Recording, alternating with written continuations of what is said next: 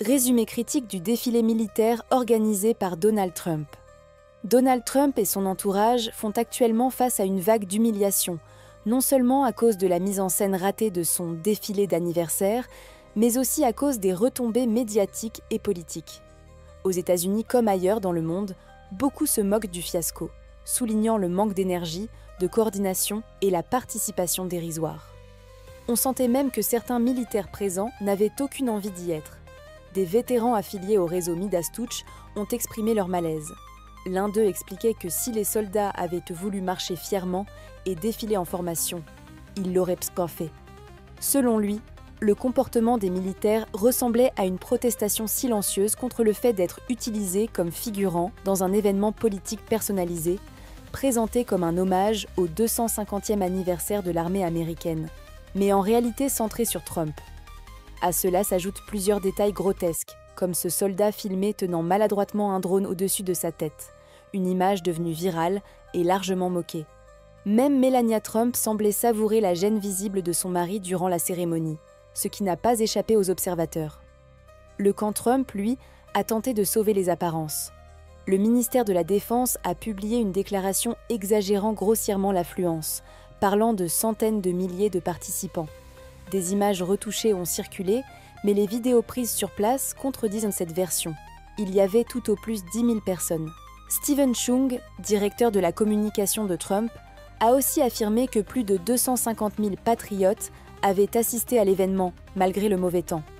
Mais de nombreux témoins, y compris des vétérans comme David Earl Williams III, ont décrit un défilé confus, sans coordination, sans salut militaire correct, sans rythme ni discipline. Un autre vétéran, Jake, a observé que les soldats ne défilaient pas comme ils le font habituellement lors d'occasions officielles. Tout semblait forcé, comme s'ils voulaient montrer leur désapprobation.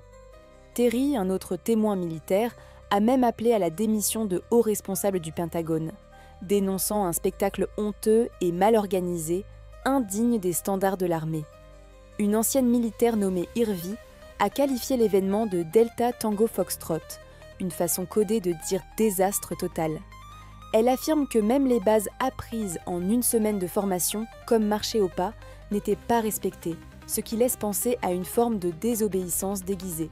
Cerise sur le gâteau, pendant le défilé, on entendait la chanson Fortunate Son du groupe CCR, une chanson anti-guerre critiquant les privilèges des riches pour échapper à la conscription durant la guerre du Vietnam. Ironique, quand on sait que Trump a lui-même esquivé cette guerre en prétextant des éperons osseux, obtenant 5 exemptions médicales. Il avait même osé comparer sa propre lutte contre les MST dans les années 1980 à une guerre personnelle. La mise en scène militaire elle-même a été jugée pauvre. Des anciens combattants ont noté le manque de rigueur dans les tenues, les déplacements et la présentation du matériel. Certains l'ont comparé à un exercice de base de première semaine, voire à une caricature. Pendant ce temps, une contre-manifestation pacifique, appelée No Kings, a rassemblé entre 5 et 12,5 millions de participants, éclipsant totalement le défilé organisé par Trump.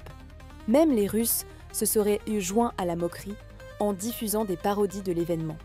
Et bien sûr, comme à chaque vidéo virale, les critiques pleuvent sur TikTok, où des anciens militaires tournent en dérision la mauvaise exécution du défilé et pointent du doigt le manque de professionnalisme général.